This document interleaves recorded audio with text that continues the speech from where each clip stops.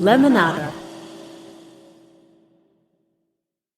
What if the life you built online suddenly became real and completely out of your control?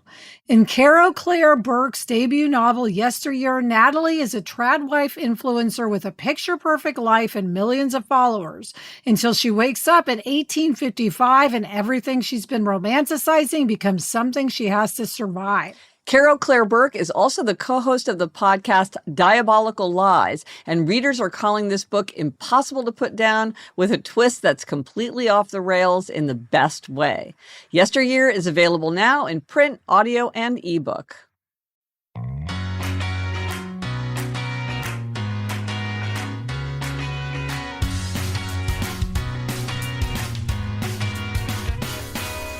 Hello and welcome to Move Happier, a bonus episode of the Happier with Gretchen Rubin podcast designed to pair with your 26 minutes of daily movement for the Move 26 Challenge. Today's episode is a perfect one for listening to while you move because we're talking about clutter, and clearing clutter absolutely counts as movement. I'm sharing a conversation I had with Cass Aarssen, who's known to her 3 million followers as Clutterbug. She's a professional organizer with a viral framework that splits people into 4 organizing styles: ladybugs, butterflies, bees, and crickets. If you want to find out your type, you can take her quiz at clutterbug.me. In her work, Cass kept running into the same problem. People can find the right system and yet still not be able to stick with it. So we'll talk about why organizing systems fail and how the 4 tendencies can help you actually follow through. Here's my conversation with Cass, aka Clutterbug.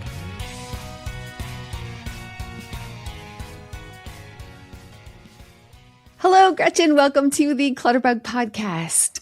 Hello, I'm so happy to be talking to you. I don't want to fangirl on you. We have spoken before, but you are definitely a hero of mine. It's true. When I first started my journey, I had never read a self-help book before. I was drowning in clutter. I sucked at all things, Gretchen. Okay. I was like a disaster in all areas. And I read The Happiness Project. Aww. And this was the 3rd self-help book I had ever read. And it changed my life because I was just starting my journey, and you talked a lot about the home and getting this under control. And it inspired me because you also changed the language around clutter. I highlighted it here. I've been talking about it for so many years, but you talked about like nostalgic clutter and freebie clutter. You gave different names to something that otherwise was just mess. Yeah. And freebie clutter. I can't resist freebie clutter. Ask me how many tote bags I have. I can't resist the clutter. I call it fantasy clutter. You call it aspirational clutter. So, this cream's going to fix my face. Right. Gretchen. Yeah. I always think this is going to be the one. But what I love about this is that I needed to have the different language. I needed to have sort of the patterns shown to me to think about the solution differently. And you did the same thing with the 4 tendencies. This changed my life because finding out I was an obliger, I worked from home, I was trying to run my own business, and I was like, I need accountability. I hired someone to come to my home every day, and I quadrupled my business size within a few months. See, that is so fascinating, right? Because you might say to yourself, oh, what does a little bit of self-insight do? Like, that's not going to make any real difference. And then here it is. It's like so concrete for you. It is. And I use it like if I want to work out, I know I have to schedule either a personal trainer, and I'll be so mad if I can't cancel on them, or have a friend. I tie everything, even something really silly like I want to, clean the house today. I will say to my son, if I get the house done by 6, we can go and get ice cream after at Dairy Queen. And so my success is tied at all times. Gretchen, I use this. This is my secret. And I use this every day. So I'm so passionate about it because also in Clutterbug, helping other people try to get a handle on their home, I see why they also need to know their tendency. Not only is it important to understand their brain when it comes to their natural organizing style, but if you can't make yourself do it in the first place, And then you Right. can't stick with maintaining it. It's all for nothing.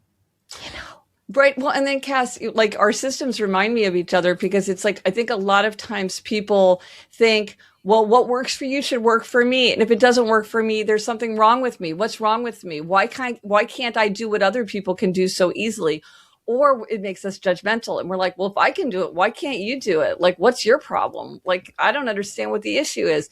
Instead of just saying like, some things work for some people, some work for other people. If this approach doesn't work for me, let me learn from that and try something different. I feel like so often people get consumed with self-blame or blaming others, when in fact it's just like, there's no right way, there's no wrong way. It's only the fit.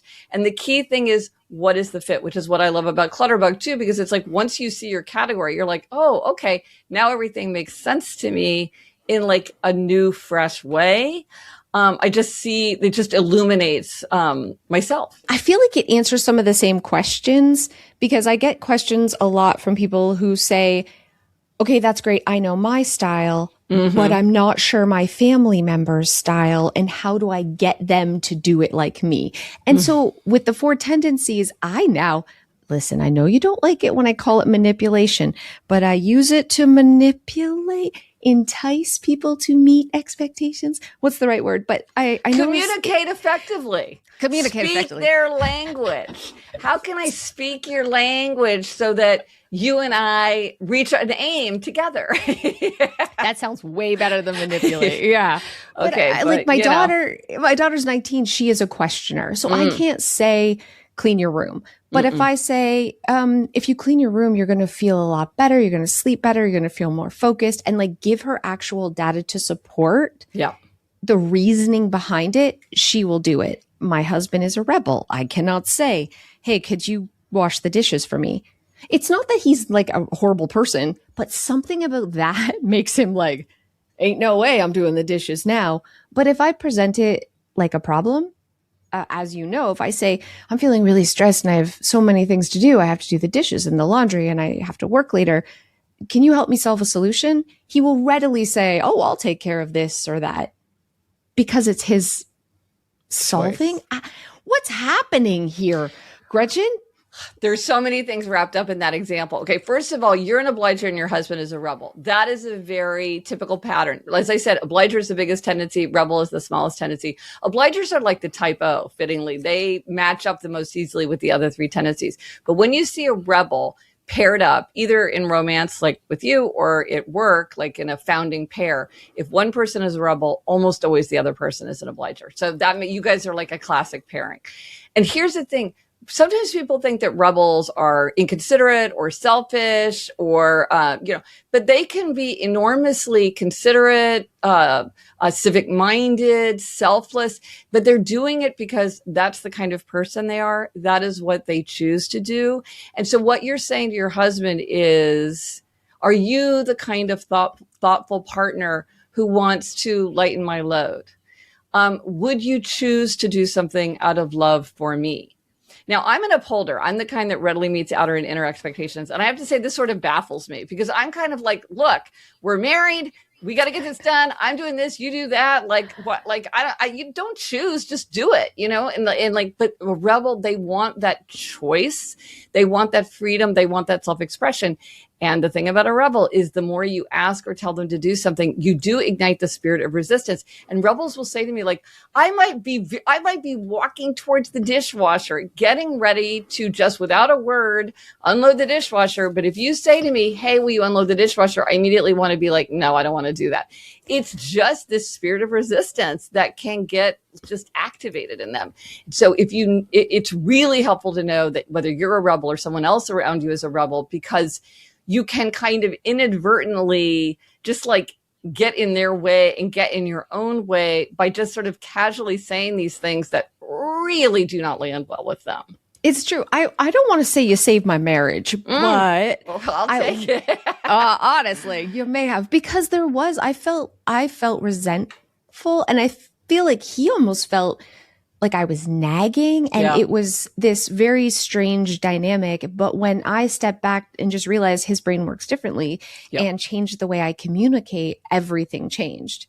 And so I say manipulation. That's not nice. But It's helpful. It matters. That's why I'm so passionate about the Four Tendencies, because I literally use this every day, but I also use it when working with clients. It's one of the first things I think about. I diagnose their organizing style. I try to diagnose all their family members' organizing style. And then I think, okay, great. How can I get them to actually let go? How can I get them to declutter? How can I get them to be excited about this? And how can I get them to follow through? But I don't always talk about this, hardly ever actually, on my videos. And I know that it's the follow through, it's the meeting the expectation. It's not only setting up an organizing system or decluttering, but keeping up on housework every day where I've been failing people. And why I'm excited to have you, because that's the part that we need you for. We all need you. You got to hold up this mirror to people so they can understand themselves and not trick themselves. But like I hired someone to come to my house to help me because I understand how my brain works. Everyone needs that kind of understanding and self-awareness. So let's like reframe the Four Tendencies for a second. When it comes to housework, if you are a rebel, which surprisingly, Gretchen, a lot of people, when I put in the comments, they will say that they're a rebel. And you said it's like 10% or something, but I see in my community, people who really struggle with clutter, a high portion of them are actually rebels. Why do you think that is? Well, see, this is so fascinating, right? Because probably what it is that rebels are like, they don't want to live in a cluttered environment, right? But then they try to stick to these systems and they rebel against them. And so then they fail. So they're coming to you because they're like, okay, well, maybe the Clutterbug system is the one that's going to work for me. But then they're like, but then I can't maintain it. Like I do it and then I don't want to do it. What's interesting, and maybe you've seen this in what you do, is I find that a lot of times people have the energy for like the big effort. Like, you know, you can sort of, there's like a special energy and optimism and a kind of excitement and novelty about like doing something, but then keeping it going, doing that maintenance requires a different muscle. And so a lot of times people don't realize that. They think, oh, the hard part, the only part I need to think about is like this first burst. And they don't understand, like, no, that is just one milestone in a lifetime of milestones if you want to keep your house orderly or you want to exercise consistently or whatever it is. And so I bet there are a lot of rebels who are like, okay, I'm all in, I'm going to do this. And then, okay, but it's not sticking. It's not working. Or maybe they read about it and they're like, yeah, I don't know. That doesn't sound like it would work for me. I want to do it my own way. And then they're like, okay, so what do I do if I don't want to do it your way? And you're like, okay, well, this is the way that we're talking about, you know? So rebels, because rebels can often frustrate other people because they, resist outer and inner expectations, but they frustrate themselves too. And many rebels say to me, when I'm trying to get myself to do something, I resist. So what do I do? Because they're frustrated. So for my listeners who are listening right now, Gretchen is going to solve all of our problems with her words of wisdom. But let's talk about, there's a lot of expectations that are tied to home management. There's expectations when we're looking at a cluttered space, like I've got to declutter and where does this all go? And I have to keep things, but what should I keep? And it's so much pressure and responsibility and expectation. So not only do we need to know how we manage things, your Clutterbug style, how we naturally put things away and how we naturally manage our belongings, but we need to understand how we naturally manage our expectations too. So an upholder, that's pretty easy. To maintain the expectations of decluttering and organizing, they basically just need a list, right, Gretchen? Like if I just gave you a checklist, you as an upholder would follow it, correct? But I think that, even to step back, I think one of the reasons people are feeling a weight of expectations is they're not living up to whatever it is that they're trying to achieve. Like, that's why it feels like a weight, because it's like, well, I'm not doing what I'm supposed to be doing. Do you think? Yeah. I also think people's expectations maybe are a little bit too high, but that's a whole other conversation that we can talk about later. And one thing also, because you're an obliger, tell me if you experience this, is I think sometimes obligers in particular lock into, this is what they expect, this is what they want, this is what I have to do, where no one's says you have to. No one is expecting it. Actually, no one who is coming through your front door is thinking that or expecting that, but somehow in your mind, an expectation has locked in. And so I think sometimes the thing to do is to just sort of just to literally say, what am I expecting? Because sometimes people have the vague idea of like, I just want to have like a well-ordered home. And it's like, okay, but that's like an infinite, like you could take that so far. So what would that look like?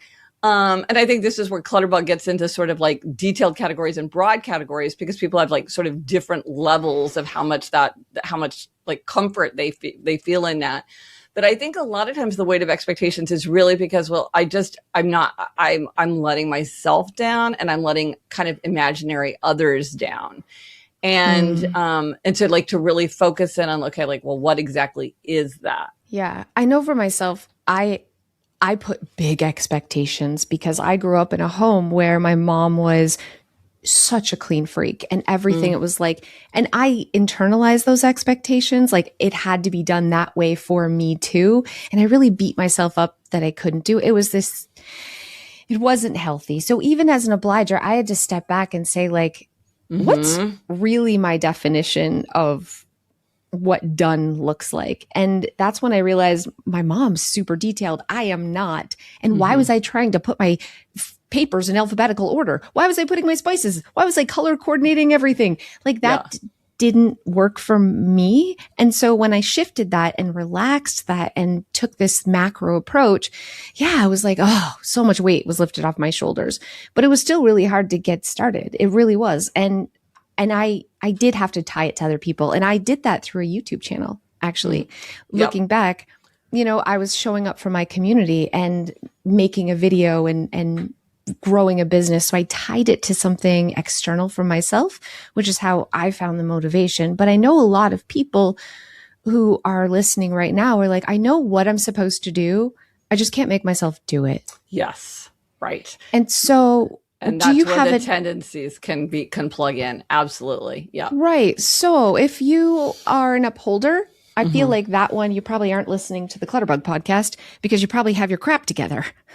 But maybe I'm wrong. Even upholders get clutter, but probably like once they have a system, they will be pretty good at keeping the system. Or it's like, if you say, I'm going to put this on the calendar at this day, or every Sunday night, I'm going to take an hour to do XYZ.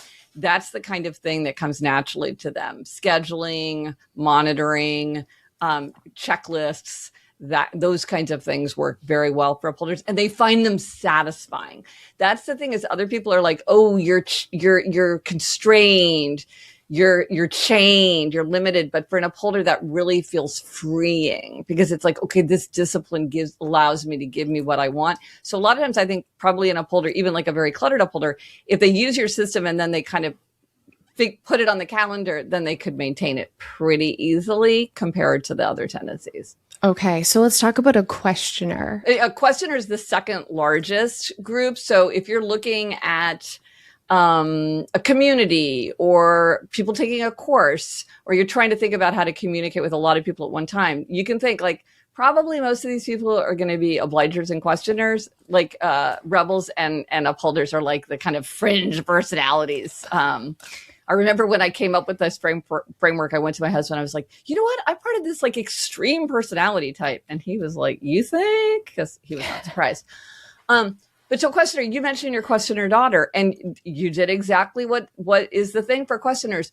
Why am I asking you to do this? Why am I suggesting this system? What is my reason? Why does this make sense? And even the customization, like questioners tend to love to customize. It's like, hey, research really shows that if you're in an orderly environment, probably you're going to find it easier to rest, and you're going to spend less time looking for things. And people spend it's a bonkers amount of time just looking for misplaced objects. And, you're going to feel more creative, and you're going to, blah, blah, blah. Here's the research to show it. But let's talk about what works for you. Morning or night, weekends, weeknight. Do you want to sit at a desk, or do you like to sit on your bed? If you like to sit on your bed, do you want to do something different with your desk so that you have more storage space? Like, let's really get into the reasons and the customization so that it works for you. Because the more that a questioner feels like this is the most efficient and most justified system for me, it makes the most sense, then they get on board. They have to have that confidence. Yeah, I love this. And I can recognize the questioners in my comments all the time in my community. Okay, what do they say? Okay, Fascinating. so a questioner generally locks on to the 4 styles more than anybody else, first of all, because I feel like they're looking to make sense of the mess. They're looking for like, okay, well, why doesn't this work for me? And I'm like, well, your brain is more detailed or you're more visual. Then instantly, like, they're like, oh, that makes so much sense. So they're like, yes. And then they'll say, can I be more than one style? Yes. Can I be a style here at work and different at home? And then I'm like, you're a questioner. And I know. Yeah. Are you seeing the same thing? There's always a follow-up question. Because first of all, questioners are always like, but there's such a wide variety of mankind. How could you possibly limit it to 4 types? And you're like, okay, just look around. There's 4 types. I mean, and then they do want to say they're multiple. And then now in the context of the 4 tendencies, the reason why they say they're more than one is they'll say something to me like, well, look, if somebody asks me to do something and it doesn't make any sense, well, then I'm a rebel. I refuse to do it. If something makes sense to me, I'll do it easily, like an upholder. And I'm like, right, because you're saying, why should I listen to you? And that is questioner. Thinking that you're more than one is a tell, because they're like, well, at work it makes sense, but at home it doesn't make sense, or what, or the opposite. However they're thinking about it. Yeah, that is a big. It's funny that you see that too. Yeah, I do. I can pick it out in the comments, and I can also pick out a Clutterbug style quite often in the comments, where at least the detailed and the non-detailed, because the detailed brain, the analytical, very logical brain will ask those questions like, well, I like to sort these things in so many categories, but I'm not saying it's over 10. Is it detailed over 10 or is it less than, is it less than, and I'm like, well, you're detailed. The fact that you're analyzing and trying to. But what people don't understand too, though, is sometimes like it works both ways, because like people might say like, well, all questioners are detailed. Well, no, because a questioner might be broad, because they might say like, well, it's not efficient for me to spend all my time like alphabetizing my spices. So I'm going to have broad categories. That's more efficient. Whereas the detailed person is like, the most efficient way is to have it very detailed. Nobody's right or wrong. It's just a different way of thinking about it. But you have to like think about it in that questioner way in order for it to make sense to them. Also, just for the questioners who are here, if you are a questioner, it doesn't mean you're also a bee or a cricket, or it doesn't mean you're also, there's so many different like personality types and ways to really have that self-awareness, but they stack. They don't blend. So we're just putting that out there for you questioners who are questioning. Right. Or to put it another way, you could be a questioner cricket. You could be a questioner bee. You could be a questioner ladybug. You could be a questioner butterfly. Yes. Yep. Right. Because they don't correspond. They're not like this one matches that one. They are stacking. Yes, exactly. Exactly. We'll be right back with more from Clutterbug. But first, this break.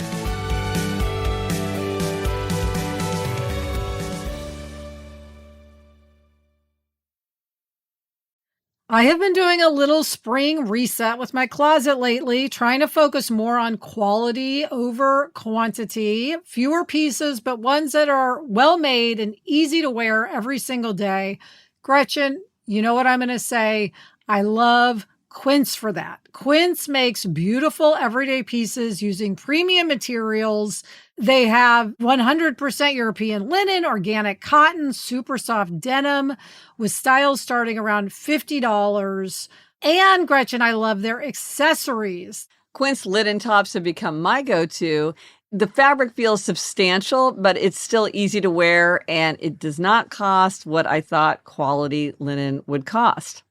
Refresh your spring wardrobe with Quince. Go to quince.com/Gretchen for free shipping and 365-day returns. Now available in Canada too. Go to quince.com/Gretchen for free shipping and 365-day returns. Quince.com/Gretchen. Hey, it's Julie Louis-Dreyfus from Wiser Than Me, etc. Just popping in with a little reality check. Food waste shouldn't exist. There is no reason that our leftovers should end up in a landfill, but that's the final destination for about a third of the food we grow. God, our ancestors would be confused. They use their food scraps as compost or as animal feed or in weird soups, all the stuff we did before garbage was invented. But composting is hard work. Living with a bucket of rotten food on your counter is gross. Most food goes in the trash because it's easy, and these days we'll take any easy we can get. But now there's something easier. Drop your scraps in a mill food recycler. It looks like a kitchen bin and an iPhone had a baby. It takes nearly anything, even meat and bones. It works automatically. You can keep filling it for weeks, and it never smells. When you finally empty it, you've got these nutrient-rich grounds. Use them in your garden, pour them in your green bin, or have Mill get them to a small farm so the food you don't eat can help grow the food you do, just like it should be. It's why I own a mill, why I invest in Mill, and why I'm still obsessed with my mill. If you want to get obsessed too, go to mill.com/wiser to get $75 off. That's mill.com/wiser for $75 off. Are you a trailblazer, a risk taker, someone with countless tales of epic adventure? Well, I'm not quite there yet, but I'm working on it. Even the boldest among us started small, daring themselves to reach greater goals each day. If you're looking to take on a challenge like that, the Defender is too. It's a vehicle built for those capable of great things, whether you're charting new territory or just escaping the city for the weekend. The Defender, engineered to meet challenges head-on so you can explore with confidence. An icon reimagined, designed for a new generation of explorers. Choose from the Defender 90, 110, or 130, seating up to 8 adventurers. With a tough-tested exterior, a modern and functional interior, and intelligent tech like 3D surround cameras and the Pivi Pro infotainment system, every journey feels limitless. Because like you, the Defender is capable of great things. Build your Defender today at LandRoverUSA.com. Okay, so an obliger. Let's think about if you could, well, I already know because I am and I use all the hacks to get stuff done. But if someone listening is not familiar, how can they use their tendency to help them not only get started, but with that follow through of those expectations of maintaining a home? Yeah, you always want to think about like, what is the outer accountability for this? So like, let's say you're in a family. You could say to yourself things like, I want to keep my house orderly because it'll keep me calmer and then I can show up for my family in like a more tender, attentive, less like rattled way. I want to keep an orderly home because I want my children to feel like they can invite their friends over and feel comfortable here. I want to feel like a friend could drop by at any moment and I'll hold the door open with welcome and I'm not going to be like wishing that they weren't there because everything is messy. I'm going to think of my duty to my future self, where if we come to the end of the year and I still have this mess in the basement, I'm still going to be so annoyed with myself. I'm going to think of my duty to be a role model for other people. And I want my children to see like I live in this kind of home so that like when they go to college and they have college roommates, they know what it's like to like keep things in order. I want my children to be able to find what they need so that we don't have these frantic, unpleasant mornings of everybody like running around looking for a Spanish textbook. There's so many ways to do it. Oh, and then one, like your children can be your policeman too. Like sometimes, like I think you sort of alluded to it. Like if I do this, then we get the ice cream, right? So like if I don't hold to this, you're going to be disappointed. So you can also say to your kids things like, I said that I was going to clean out the basement. That's really important for me. And listen, if I haven't done it by the end of the weekend, like you kids don't have to do your homework. And they'll be like, they will watch you, like, yeah, so there's all kinds of ways to like activate outer accountability. There's so many imaginative ways to activate outer accountability, but the key thing is you have to see that you need it. Because what I find, I'm curious what you find, is that a lot of times people feel like it's kind of weak. Or it's kind of like training wheels that you shouldn't need to rely on. I shouldn't need outer accountability. Like I should just automatically want to keep my house orderly. Like, of course I do. Why wouldn't I? Everybody wants that. Why would I need to like invite a friend over at least once a week in order to keep my house picked up? Why is it that I can't keep everything from getting dumped in the guest room unless I tell my sister-in-law that she should come stay overnight once a month? Like, you're a big group.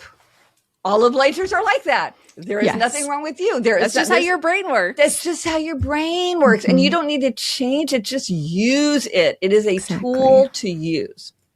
I love this so much. And I see this in my business all the time. So here's the thing. 3 times a year, we have an all-day live declutter. And I'm always like, I'm going to see you there, you guys. And I want to see you in the comments. And I want to see you posting your pictures. And people will show up those 3 days a year. We have thousands and thousands. And all the comments say, I decluttered truckloads and truckloads of stuff. And yet I couldn't any other time of the year. Why can I do it now? And I'm like, because you're an obliger. That's why. Because it's the accountability. And so body doubling, even virtual body doubling, is so powerful for an obliger because you feel accountable to that other person, even if you aren't in the same room. 1,000%. It's such a brilliant idea.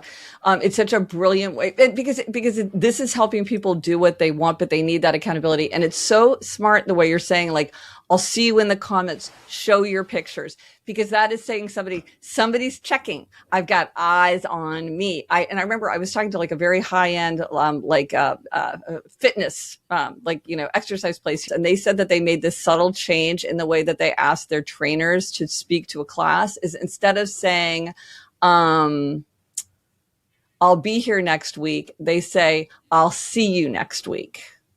Yeah. Meaning I'm waiting to see you. And so it's not like I'm just hanging out. It's like I'm looking for you to show up. And so and this is the thing that I think is so fascinating is like very subtle things can be enormously significant. And something like doing like this group clutter, you might be like, oh, well, is this just some gimmick? And you're like, no, it is not, because this is the thing that will unlock it for somebody. Mm-hmm. There's so much power in that. Yeah. And it is, I mean, it comes from understanding my tendency, but understanding other people too, and be able to make those subtle shifts that you talked about. I can help so many more people. Yes. And they can help themselves. Honestly, it's so, okay. We're going to finish with the rebel because this is the toughest that just living with a rebel. I really do. I struggle still. I found little workarounds, but I would love to hear from you, especially how to meet their own expectations as a rebel. So there is a high percentage of Clutterbug listeners who are rebels, even though it is a rare thing. And bestow your wisdom on them. Okay. Yeah, you really do want to know if somebody's a rebel, because that's yourself or other people, because they're the most different from the other three. And a lot of times the strategies and tools that work for the other three don't work for rebels. So it's very helpful to know when a person is a rebel. So there's a couple different strategies that you can employ for yourself or for somebody else. One is an appeal to identity. So identity is an incredibly high value to rebels. They want to put themselves out into the world. They want to live up to themselves in the world. And so if something is tied to an identity, actions flow from that, because that's what you do. So if you're an artist, then you're going to write every day, because what does an artist do? An artist creates. And so you could say, if you could communicate to a rebeler, they could communicate to themselves like, I am a gracious host. I set a beautiful table. I have the best food and wine. I put together the most interesting conversations. I invite people into my beautiful home. That is my identity. So am I scrambling to pick things up because I'm supposed to, or because you told me to, or because a friend is coming over? No, it is because I am a beautiful host. I like to have an elegant home. I care about beauty. I love order. These are things that go to identity. Action follows from identity. And this is why if you start nagging or reminding or even praising, you can get in the way of that, because they're doing it because that's what they want. They're doing because that's what they choose. So an appeal to identity. But you could also have an identity like, I'm a thoughtful partner. I know it drives you bonkers, but because I am a thoughtful partner, I will do my part. Not because I have to, not because I said I would, but because I choose to do it out of love for you. Then there's information, consequences, choice. You tell people the information they need, you give them the consequences of their action or inaction, and then you just let things happen.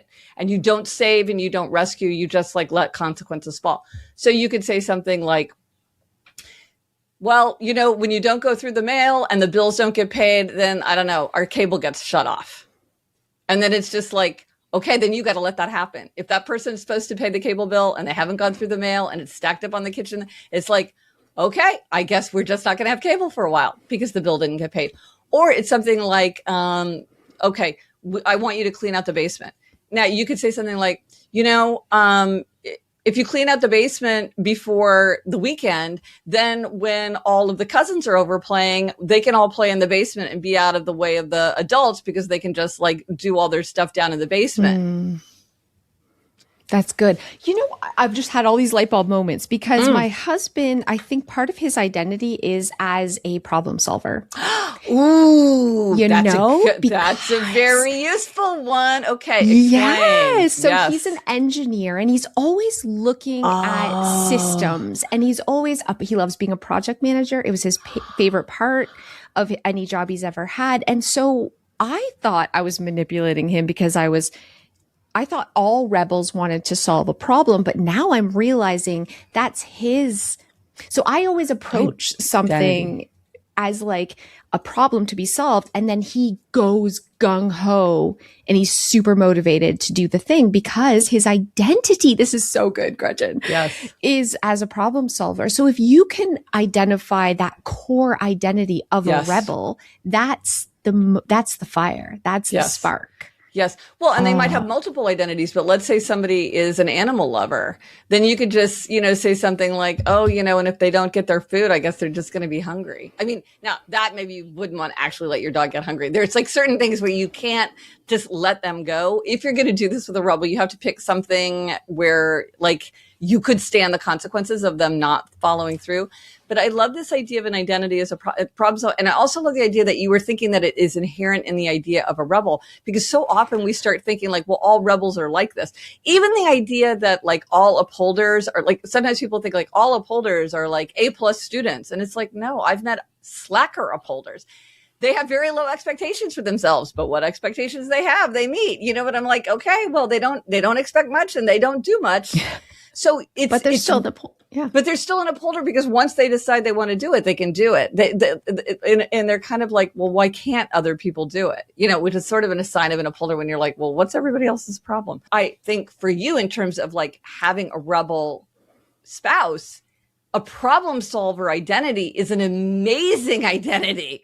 Because it's pretty great. It's so useful for you because all you just say like, well, I'm having an issue. Is there a system to solve this? Yeah, totally. And I just reframe it. Like now it's like I'm doing it without even thinking. I'm like, oh man, this needs to be done. I'm like, hey, Joe, do you have any ideas of how this could be done? And then he's like, I'll take care of it. And I'm like, cool.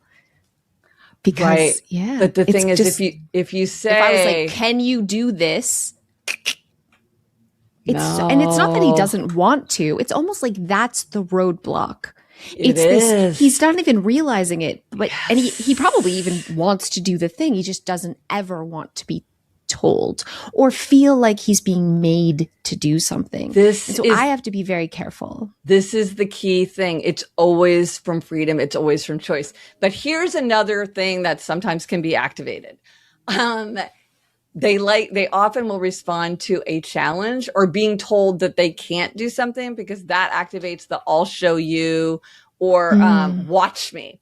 So somebody was saying that with her husband, she'll often say something like, oh, well, I guess you don't have time to work out before dinner. And he'll be like, of course I do. And then he'll go work out. Or like, oh, I guess there's there's no way you could blah, blah, blah. Like watch me or, or somebody said she was trying to get her husband to quit smoking. He was a rebel and like everybody was telling him to do it, quit. And of course he was just resisting. And then his 18-year-old son said, oh, look, Dad, an old guy like you, they've got you chained. You're so addicted to nicotine. There's no way you could give it up. And this father was like, you think? watch me. And he like never picked up a cigarette again.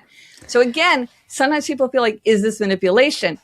It's really just about communicating with a person in a way that they're not just, like you say, like they want to, they want to, and like you've said something that just set their teeth on edge. They just like, now they can't do it. It's like, oh gosh, don't say that.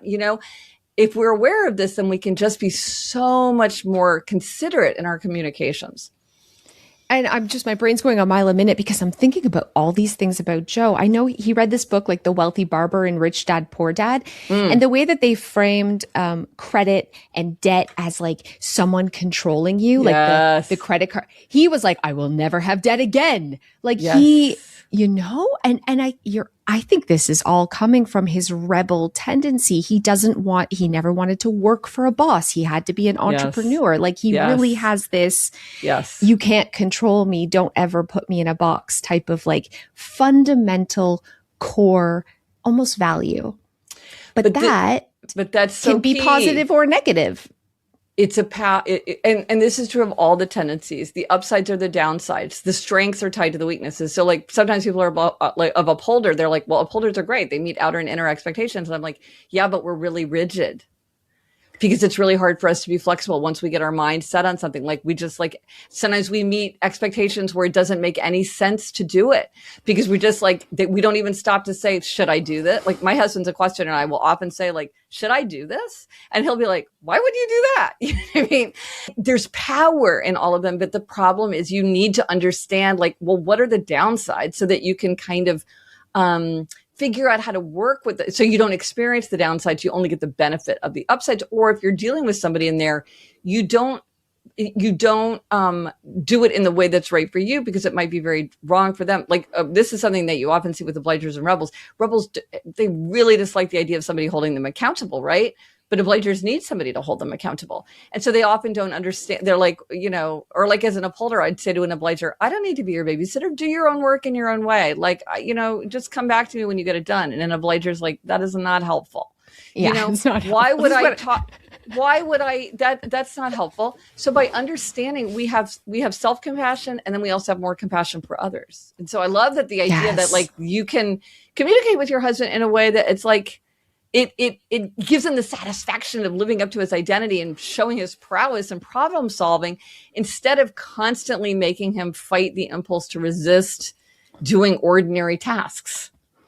And I think it just dawned on me why I think I have such a high percentage of rebels in my core Clutterbug community, because my tagline, the thing I'm always saying is, you're not messy. You organize differently. You are an organized person. Your brain just needs a different system. So and it's now an appeal I'm realizing to identity. that appeals to a rebel in a way that I didn't see before you said this. Well, and maybe even the identity of I am a ladybug.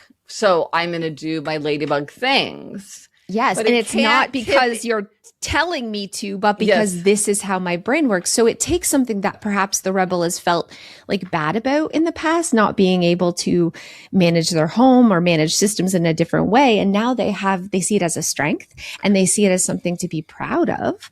And it's reframing they're like, now they want to do it and they're feeling really excited about something that otherwise, like before they weren't. But maybe the all day video thing doesn't work for them because they're like, I don't want to show up at 10 a.m. on Saturday. Like, why would I want to limit myself that way? But you could do something like, it's the boot camp challenge for those of you who are the hardcore ladybugs. Today is the challenge. Like, and like, go off and do it and come back to us and tell us what you did. And then they're like, whoa, I'm going to do it, because they like that challenge. But it's like, in your own way, in your own time. If it appeals to you, if this is something that's fun for you, this is something you might consider. That's the way to speak to rebels, because then they're like, and then it's like, oh, tell us like what like innovative creative systems did you come up with? We can all learn from each other. Oh my gosh, I can't wait to see what people come up with. They blow my mind with like they're just like their solutions that would never have occurred to me. People are like, yes, I'm amazing. Even Cass has never thought of this. I can't wait to go in the comments and say what I figured out, right? Because that's so rebel. Like, I'm going to show you what I can do. My power, my choice, my freedom, my identity. Very, very rebel. Oh, it's so good. Okay, I hope you listening have some idea of your organizing style and the family members. Not that we're manipulating, we're changing the way we communicate. Stay with us. Coming up, there's more of my conversation with Cass.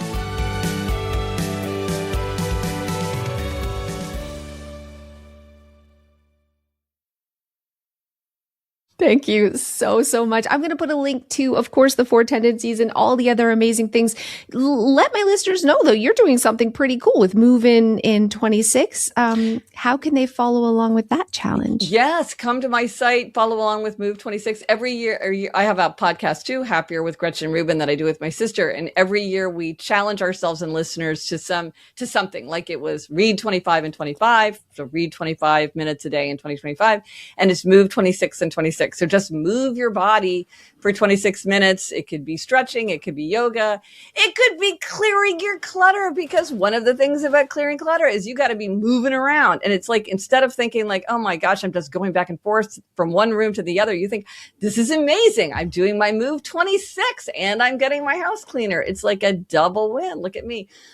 So everything's on my site, GretchenRubin.com. Plus, if you want to take a quiz, I have a quiz to tell you what your tendency is. It's like, I don't know, 3.5 million people have taken that quiz. It's all at GretchenRubin.com. So much, lots of stuff there. All my listeners, you need to know your tendency, but you also need to know the tendency of the people who live in the home with you and your coworkers and your parents.